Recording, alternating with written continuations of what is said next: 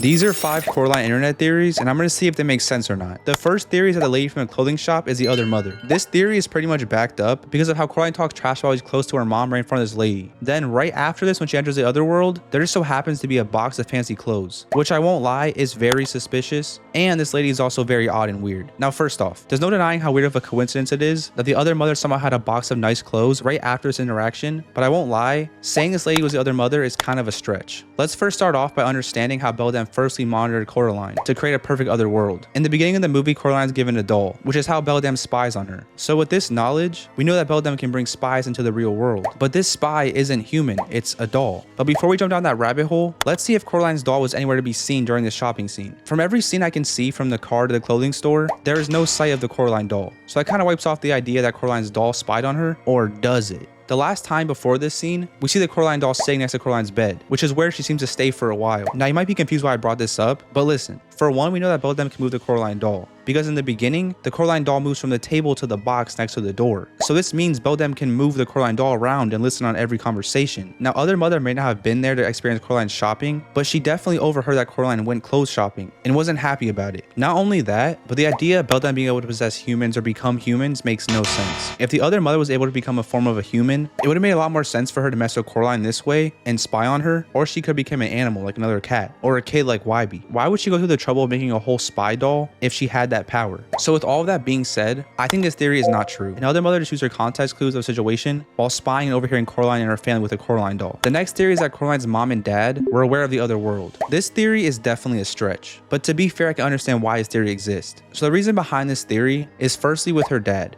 when he tells her to list everything blue, and the tunnel to the other world is blue. And then with her mom and how she instantly finds a key to the mysterious door. Now first off, I really don't think her dad saying list everything blue is suspicious, and this is because, well, there are multiple things that are blue. It's hard to single this one thing out and think he was just talking about the tunnel. And more simply, Coraline's favorite color is blue, and her hair is blue. So when knowing this, it kind of explains why he would have said this. Her mom though is a little more suspicious, and I can kind of understand how people are confused. The key drawer was filled with a bunch of keys, so it's a little weird how she just somehow in seconds swipes through all of them and grabs the button key that is the exact key to open the door. Here's what I really think happened though. First off, this key stood out the most, and this door is also very weird, so it makes sense to try with the most unique key first. Also, not to pull out the movie card on a theory, but for pacing, it makes sense for her mom to find this key so fast and not have a 5-minute scene of them trying every single key. I think this theory is very fun and really adds to the creepiness of Coraline, but it's kind of a reach and I don't think it's true. The third theory is that Coraline was actually just tripping on mushrooms. This is obviously more of a joke theory, but for the sake of this video, I'm going to take it so serious. So in the beginning of the movie, we see a circle of mushrooms around Coraline. We don't really see her take the mushrooms, so I could disprove this theory right here, but that's boring. So let's first define what mushrooms are and the effects they have on a person who takes them. So mushrooms are defined as a group of fungi that contains psilocybin. This is the word on the screen I cannot pronounce, I'm sorry. A substance that produces that word when ingested. This word, by the way, is a psychedelic compound that produces mind-altering effects. So pretty much magic mushrooms can make you hallucinate. Now the effects of this are confusion, fear, hallucinations, headache, high blood pressure, nausea, and paranoia.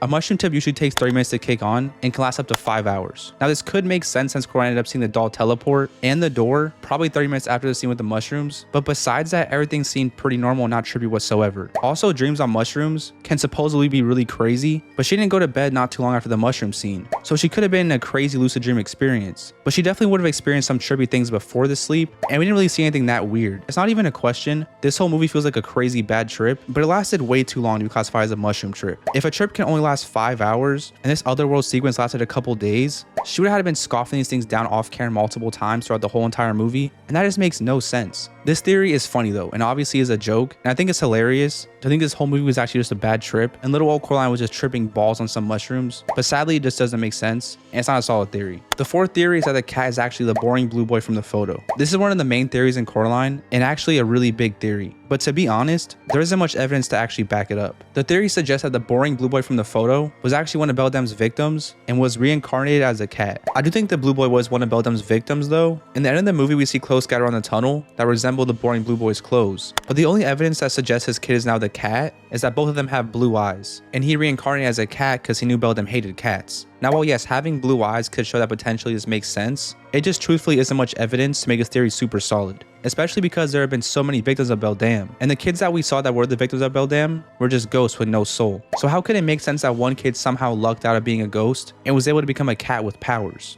The cat is insanely mysterious, and honestly theories like this are so interesting because trying to figure it out is so much fun. I mean, even I made a video trying to figure out this cat, and the conclusion I came up with is that this cat was a witch and came from the same place Beldam came from, but had opposite intentions. Pretty much if evil exists, good needs to exist as well, which is why there's Beldam and the cat. A lot of people actually believe that the cat and Beldam actually existed as humans before and were married or something and ended up hating each other and became what they became. There's honestly countless theories about this cat, and I love that all of them kind of make sense. I think that's what makes this movie so special. But I don't truthfully think the cat was the boring blue boy. But this theory is a lot more opinionated, so while I think it might not be true, there's honestly no saying if I'm right or wrong. The only person who can actually say this is the creator. Finally, the final theory is that Coraline actually died in a car accident. I saved the best for last because this is one of the most interesting theories I've ever come across for this movie. And that's saying a lot. So the idea for this theory starts at the scene where Coraline and her mom are talking in the kitchen, and she tells us about how they got into a car accident and hit a truck. And most people don't notice this, because I know I didn't the first time, but the mom is actually wearing a neck brace, which at first I thought was a turtleneck.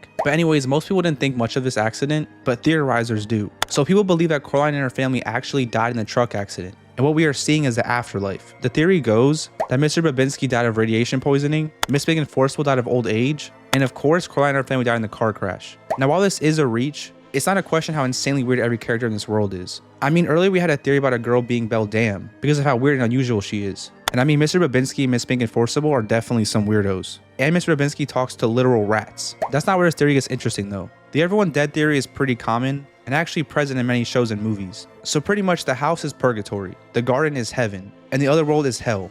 Also, the reason Coraline can't just go to heaven, aka the garden, is because her parents still have unfinished business, the catalog. So like they usually say, you can't pass on until you finish your business or accept it. Also, speaking about the other world being hell, Beldam is trying to lure Coraline to hell and steal her soul. Also, to be honest, even though you'll think I'm crazy, it kind of makes sense. We all know Beldam wants Coraline's soul. And it would make sense because if Coraline is in the afterlife, what we see of Coraline is actually her soul and not her human vessel. So it would make sense why Beldam would want this soul. Also, demons usually prey on kids since they are more vulnerable. Not to mention Beldam also captured her parents and was on her way to steal their souls as well, which honestly makes sense. After her mom went to get groceries, Coraline went to the other world. So when they got back and couldn't find Coraline anywhere, it was a perfect vulnerable moment to capture the parents. And you can't deny, the other world kind of feels like hell. You got demons who play the characters from Coraline's life and are under her control, as well as other kids who could have potentially died and been won over by Beldam. But like I said earlier, if there is evil, there's also good. So this is where the cat, YB, and his grandmother come in. They're trying to get Coraline to heaven and helping her escape Beldam. Now before I crack down on this theory, I want to explain how if this theory is actually real, it would really explain another theory. The theory that Coraline never escaped the other world. This theory is usually backed up by the end of the movie where the cat teleports. And well, if this theory about everyone being dead is real, it would make sense why the cat teleported. Because this entire time, this world hasn't even been real. And the cat has always had this power. He just hid it from Coraline not to scare her. And it would explain literally every other point of that theory. These two theories are honestly really interesting. And to be honest, both could be right. And like I said earlier, that's what makes Coraline so amazing. The fact that these two theories could explain everything about this entire world is just wild. Coraline has to be one of the most theorized movies of all time. And that's seriously impressive. This movie is just a masterpiece. And to be honest, I can't really disprove this theory because truthfully, it could make sense. And the only person I can say otherwise is the creator. But I guess the only way I could disprove it is I truthfully don't think the writer of Coraline had this idea in mind. And if they did, I feel like they would have gave more hints. I think the writers genuinely just wanted to make a story about a girl who goes on a journey to realize what she has and to be thankful for her situation, even if it sucks, which is actually a really good lesson. And it's taught very well in such an interesting, terrifying concept. I do think the Coraline never escaping theory does make more sense though, and honestly has more evidence than this theory, as is not as much as a reach. With that being said though, I don't exactly think this theory is true, but it's so interesting and can change your whole perspective of watching this movie, which is so fun and I love that. But I don't know. I'm just watching Coraline, internet theories, talk about internet theories. I don't really know if they're real or not, but they're really fun and I had a good time going through them and trying to figure them out. So yeah, that's about it.